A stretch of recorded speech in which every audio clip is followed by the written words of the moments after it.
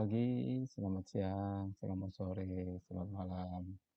Beberapa teman-teman yang tertarik pada materi kali ini, semoga dalam keadaan sehat selalu, murah rezeki, dan selalu dilindungi oleh Tuhan Yang Maha Esa, serta dibukakan pintu rezeki yang selebar-lebarnya buat kita semua. Amin. Hari ini kita akan membahas bahasa moroman sisap untuk pemula. Kita coba membahas dari awal, bagaimana menjalankan Visual Studio, kemudian membuat aplikasi pertama dan menjalankannya lalu running. Tapi kita tidak akan membahas definisi-definisi umum seperti apa itu net framework, garbage collector, atau hal yang lain yang bersifat definisi. Hal tersebut kita akan bahas lain kali dalam pembahasan selanjutnya. Seperti dijelaskan sebelumnya, kita akan menggunakan Visual Studio sebagai editor. Bisa pakai Visual Studio Code juga, cuma itu lebih advance.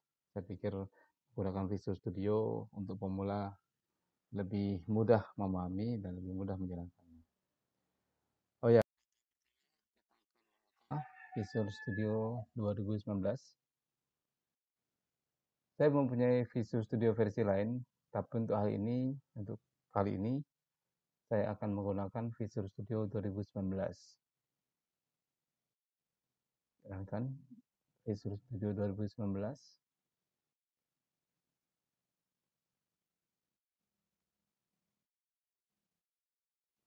Oke, berikutnya kita akan membuat aplikasi konsol.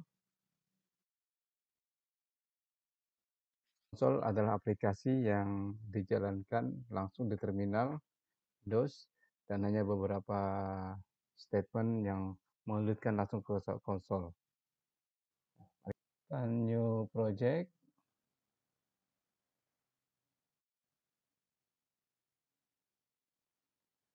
Sebelah kiri itu ada banyak template project. Kita pilih konsol application saja. Kita beli sisap, kemudian pilih Windows. Boleh yang lain juga, nggak apa-apa semua, tapi yang paling penting adalah kita memilih konsol. Kita ambil salah satu dari dua pilihan di atas. Boleh ngambil dari .NET Framework maupun dari .NET Core. Kita ambil yang bawah saja.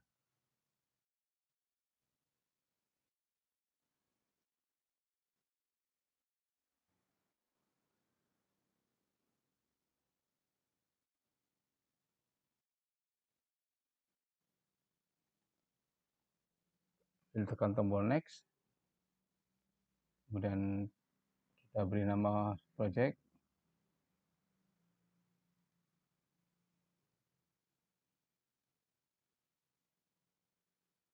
F1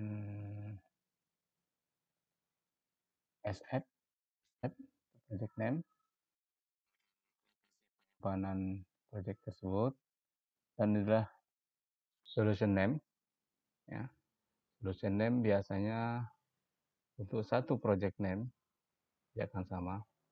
Tapi kalau satu solution memiliki beberapa project di dalamnya, biasanya nama solution name itu akan berbeda dengan project name. Misalnya First App Windows, First Edge Web, dan lain sebagainya. Itu penamaan yang biasa saya gunakan dalam satu solution. Kemudian kita tekan tombol next. Kita nantikan sebentar.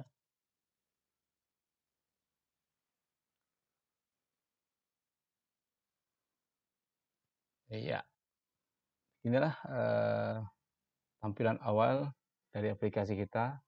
Perhatikan ada beberapa statement-statement atau script yang akan kita pelajari lebih lanjut kali ini.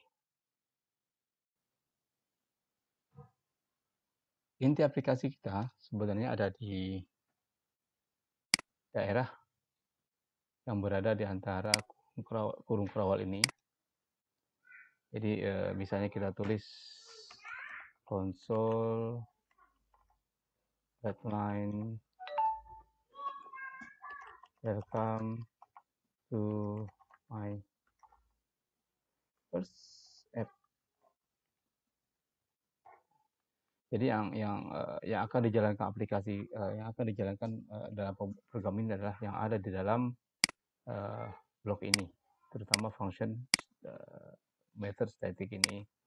Jadi semua yang ada di dalam konsol ini akan dijalankan per baris dari atas ke bawah. Misalnya console pipeline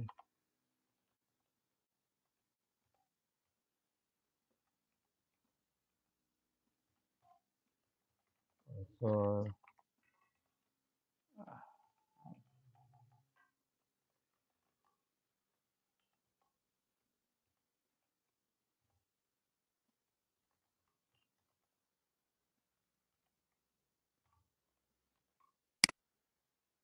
coba kita jalankan. Untuk menjalankan aplikasi ini, kita akan menekan tombol start yang ada di atas begini, atau debug, start debugging, atau tekan F5 atau Ctrl F5. Kita tekan start, kita akan tunggu sebentar. Oops, ada yang salah. Saya harus menambahkan satu baris lagi untuk menantikan tombol enter.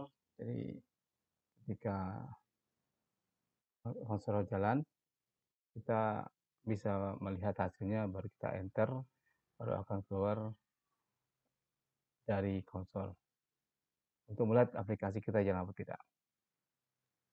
Jalankan lagi.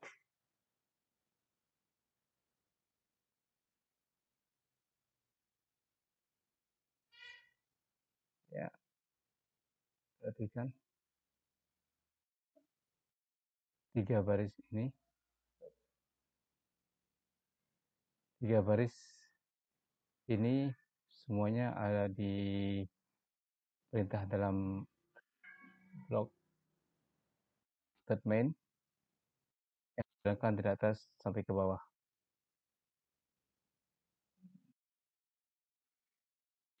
Baris ke-13, kemudian 15, kita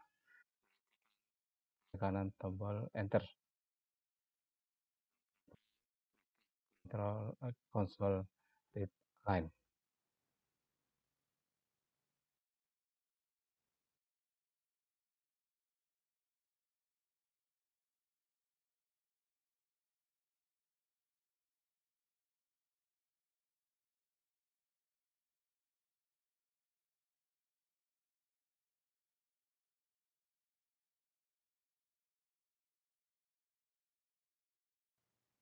Hal yang pertama akan kita bahas adalah direktif.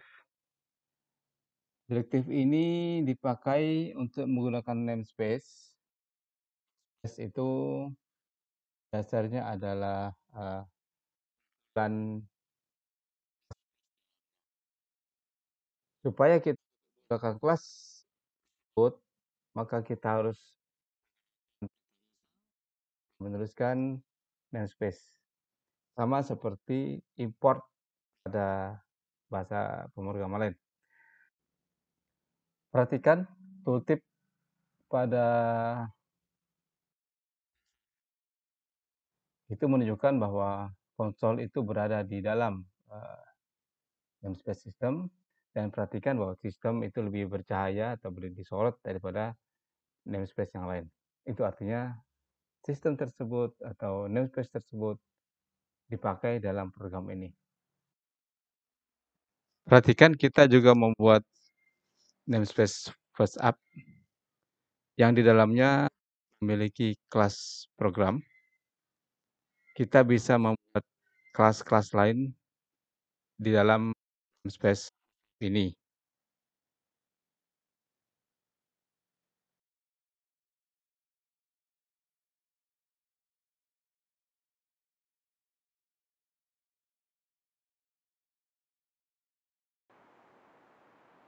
Berikutnya adalah kelas.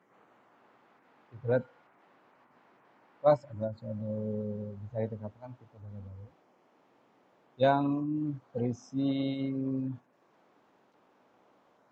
constant, field, method, property, event, dan lain-lain. Kita bisa memiliki kelas sendiri dengan seperti main itu disebut method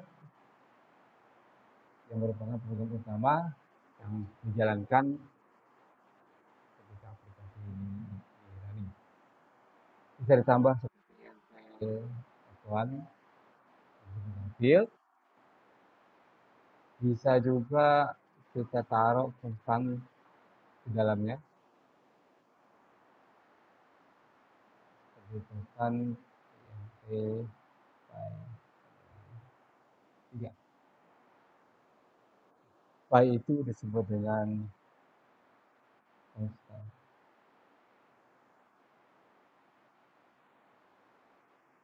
Kita akan bicarakan kelas pada pembahasan-pembahasan berikutnya. Sekarang cukup sampai di sini untuk membicarakan kelas.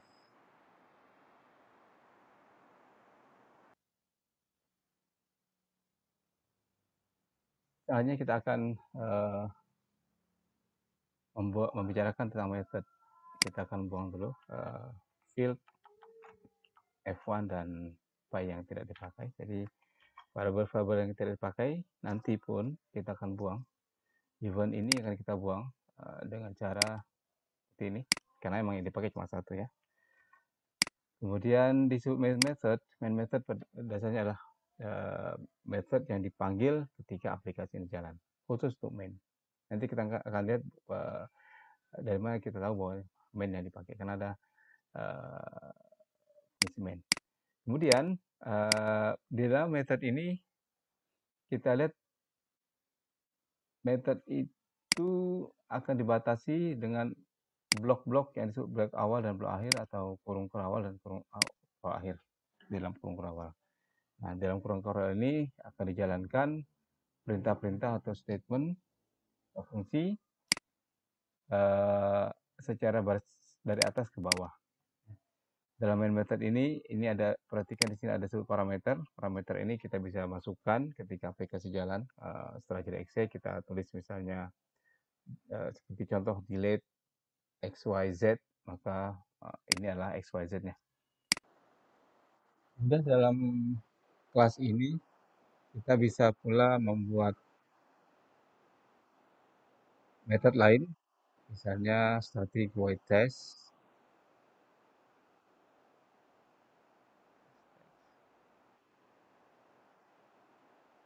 Ini disebut method, cuma method ini tidak dijalankan secara otomatis.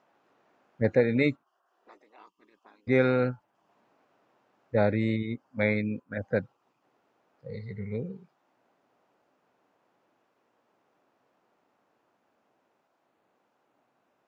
This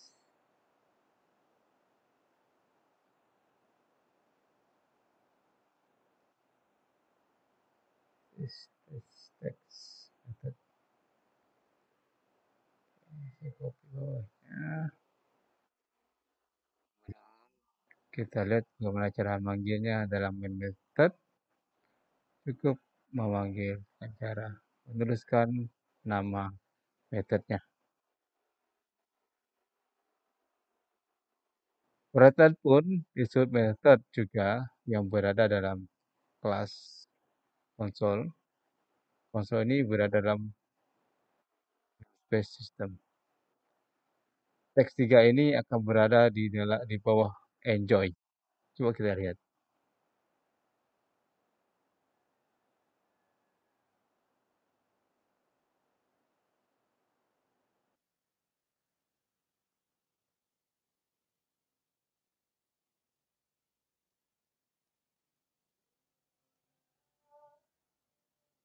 Ya, karena saya pakai dua monitor, maka kita lihat bahwa aplikasi ini jalan, dan perhatikan bahwa enjoy, setelah enjoy di sini, ini adalah bagian yang saya highlight ini ada di dalam test text. Jadi cara manggilnya pun seperti itu. Kita akan bahas berikutnya nanti pada video-video berikutnya tentang function dan method dan yang lain-lain. Jadi untuk sekarang untuk aplikasinya sudah kita selesaikan. Nah, kita akan lihat di mana sih sebenarnya aplikasi kita itu, output dari aplikasi yang kita bikin. Perhatikan pada output Windows ini, kita lihat di sini ada folder. Kita bisa copy folder ini. Kita panggilkan di sini. Kemudian kita copy and paste di sini. Bentar, perhatikan. Di sini ini adalah aplikasi yang kita hasilkan. Aplikasi sederhana itu namanya First App Exe. Exe adalah file eksekusi yang bisa kita double klik langsung di sini. Kalau kita double klik, hasilnya adalah sesuai dengan yang kita tulis atau perintah-perintah yang kita tuliskan tadi. Ya. Nah, kita anggaplah aplikasi ini aplikasi yang sudah bagus, baik, dan kita siapkan, kita siap distribusi aplikasi ini. Nah, kita bisa bikin aplikasi ini atau membuat setup aplikasi, dan setup aplikasi itu kita bisa distribusikan kepada end user. Jadi intinya adalah program yang kita hasilkan letaknya ada di debug. Kalau ada rilis, nanti ada bagian rilis juga. Debug sesuaikan yang ada di situ. Nah, penjelasan tentang aplikasi sederhana khusus untuk pemula yang akan kita susulkan dengan atau materi-materi lainnya di waktu mendatang. Materi ini memang materi disiapkan khusus untuk pemula agar kita bisa mempelajari C# betul-betul dari awal dan komprehensif. Mudah-mudahan teman-teman bisa menunggu, dan kalau mau notifikasi supaya lebih cepat mengetahui ketika ada upload video baru, bisa teman-teman klik lonceng di bawah atau subscribe channel kita. Terima kasih banyak. Have a nice day.